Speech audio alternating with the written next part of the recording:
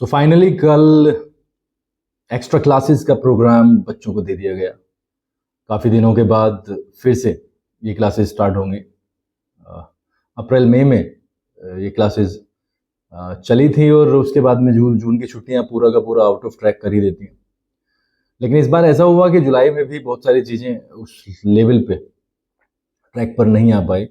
लेकिन अब क्योंकि अब एवरीथिंग हैज़ गॉन और अब पढ़ाई करनी ही है, करानी ही है, तो इसलिए कल एक सूचना सभी अभिभावकों को दी गई कि एक्स्ट्रा क्लासेस सोमवार से यानी कल से ये एक्स्ट्रा क्लासेस शुरू की जा रही हैं।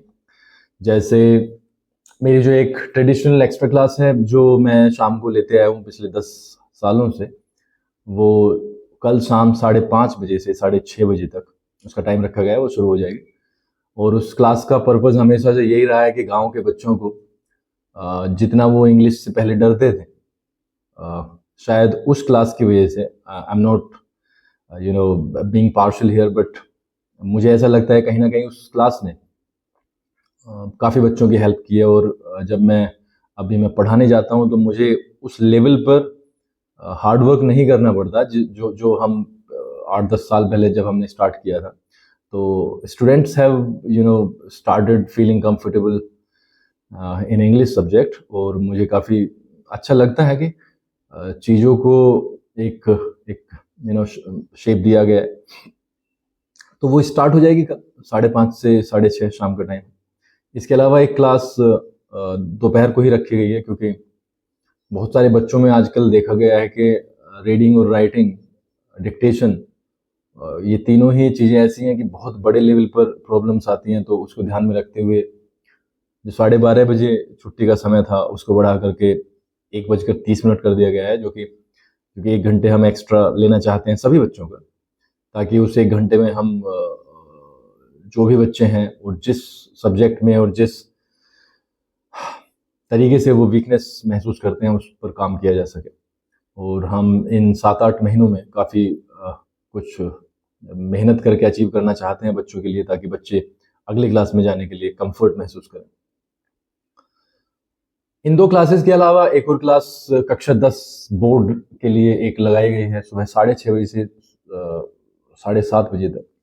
प्रेयर से पहले वो क्लास होगी, और वो स्पेशल क्लास होगी जिसमें जिसमें बच्चों को मैथमेटिक्स और इंग्लिश का जो राइटिंग स्किल है ट्रेन किया जाएगा उसमें, ताकि जो राइटिंग पैराग्राफ और राइटिंग समथिंग विद 50, 60, 70, 80 वर्ड्स, ताकि वो उस जोन में जा कर के अनकंफर्टेबल ना हो और रटने का प्रयास ना करें। तो ये चीज़ें भी हम चाहेंगे कि वो लगातार जारी रहें। इस बार पहली बार हमने इन एक्स्ट्रा क्लासेस में शाम की एक्स्ट्रा क्लासेस के अलावा जो स्पेशल क्लासेस होती हैं कक्षा 9 और कक्षा 10 को भी शामिल किया। हालांकि कक्षा 9 पहले से ही शामिल होती रही है ऑफ एंड ऑन, बट अब की बार कक्षा 8 को भी हमने शामिल किया है, ताकि हम समय समय पर उन्हें ओकेशनली बुला सकें और उनको हैबिचुअल बनाया जा सके उस माहौल में ढलने के लिए जो वो आने वाले कुछ दिनों में फेस करने ही वाले थे 1 या 2 साल के बाद में। बट उन्हें अभी से उस लाइन पर डाला जाएगा, ताकि वो जो मेन सब्जेक्ट्स हैं, और मेन क्या सभी सब्जेक्ट्स में वो कंफर्ट महसूस कर सकें और पहचान पाएँ कि वो किस क्षेत्र में उन्नति कर सकते हैं।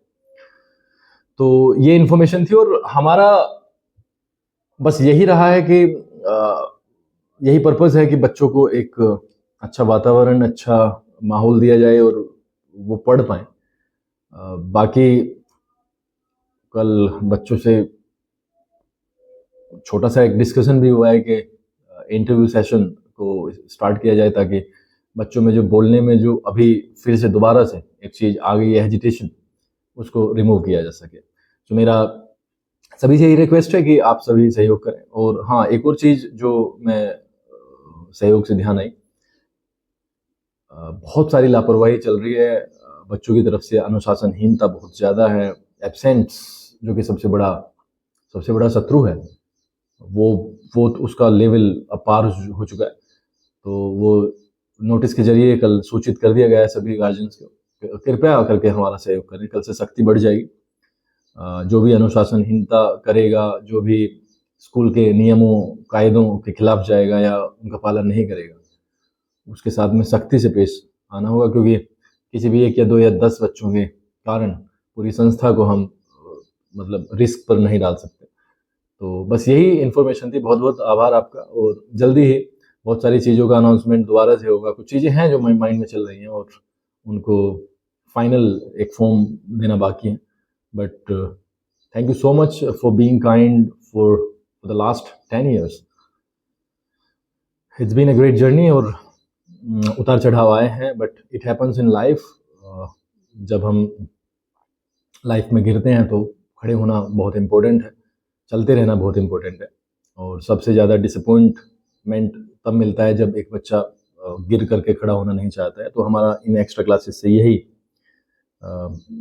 एक एम है कि बच्चों को मोटिवेशन मिल सके कि फेलियर अगर आएगा तो there is no need to be hesitant or something like that। आप गिर गए हो तो सबसे सरल और एक ही इसका उपाय है अपने लक्ष्य तक पहुंचने का, कि उठ के खड़ा होके फिर से मजबूती के साथ आगे बढ़ना पड़ेगा। बहुत बहुत आभार, और आप सभी का जीवन मंगल में हो, आप खुशहाल रहें, उन्नति करें।